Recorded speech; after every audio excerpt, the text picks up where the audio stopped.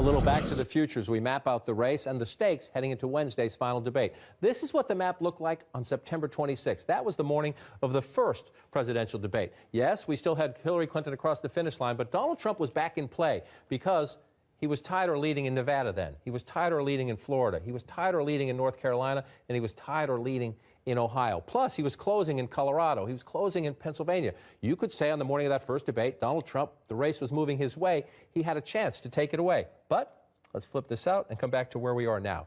Today, turn that off, sorry. Secretary Clinton leads there, leads narrowly there. Ohio, there's a debate. Some polls show Trump up, some polls show Clinton up. But look at the change in momentum now. She is well ahead of what she needs to win.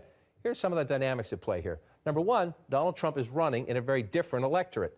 Number two, early voting. Democrats look at this early voting. More than 1.25 million ballots cast already. 878,000 of them in critical battleground states. There are 37 states, plus the District of Columbia, that offer early voting. Democrats think this is a huge advantage for them. And then there's this. Donald Trump won in the Republican primaries, but they're 90% white. The general electorate will be more diverse. They're majority men in the Republican primaries. The general electorate will be majority women, and we know Trump at the moment has a problem with women. So the past week, with all these Trump attacks, the President of the United States, other Democrats saying, Donald Trump is trying to get you Democrats to stay home. The President says, don't fall for it.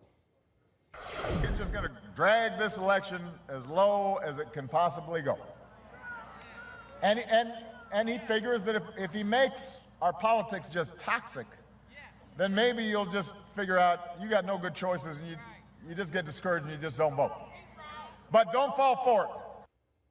The President says don't fall for it, but even as we discuss Trump's troubles, there are questions among Democrats as to whether African-American communities, that the enthusiasm for Clinton, are they enthusiastic for Clinton? And B, does this toxic environment just make either Democrats get overconfident when they see some polls showing Trump way up, or they just think, I can't do it? The theory has been, or the hope at least has been for a long time, that Trump himself is a kind of stand-in for what Obama was for the Democratic coalition. But instead of positive energy, it's negative energy that folks are coming out, not because they love Obama, but because they can't stand Trump. John, I was so struck this week watching the Obama ticket, a very formidable combination. Michelle and Barack Obama, these two upstart candidates. The problem is neither of them were actually on the ballot this year. Right. You wouldn't know it from watching the TV this week. I mean, they really took center stage. And where's Hillary Clinton? Raising money once again on the West Coast behind closed doors with wealthy donors.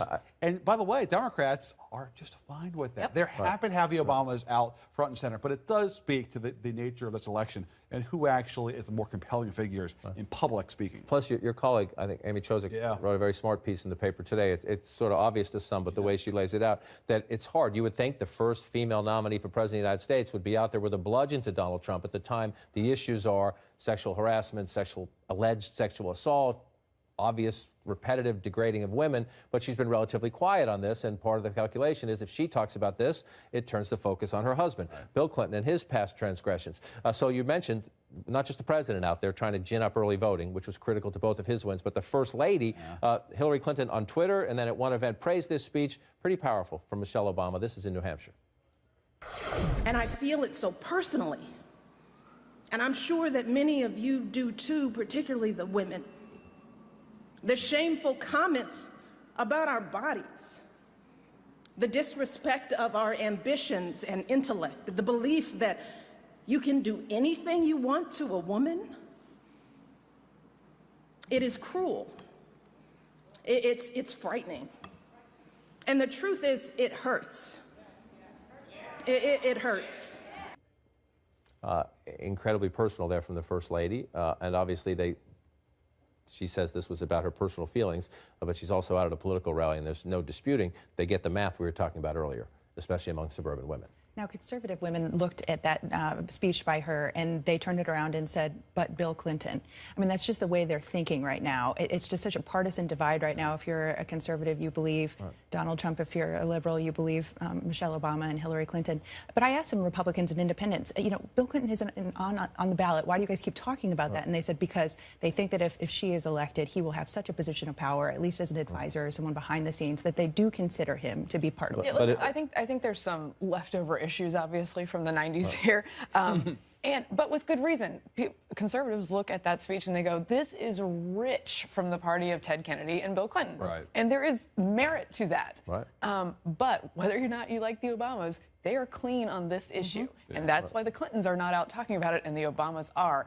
And I'm not sure that working out those issues from the 90s, even though I have like a little righteous, thrill when I hear about it, doesn't work with independent voters. And they're trying to bait Trump, by the way, into attacking Exactly. them. Into attacking a very popular first And lady. by the way, it does show that Trump has at least some internal constraints, because what he hasn't done this past week is attack Michelle Obama. Absolutely. Right. And so it's something. Even though they told him not to. There's like a matador flag out there. Because clearly. They've programmed the Twitter account, even if he sees just You won't, can't he do it, can't right? type it. He just won't allow it. But I It's the think, car in the car, you can't start it. I think we shouldn't blow past the idea that one issue that I think Hillary Clinton is going to have over the next 3 weeks is going to be enthusiasm. And the way that she can lose this election is if not just the overall support doesn't match what Obama's coalition was, but if the turnout doesn't match. And they are very worried about young people still.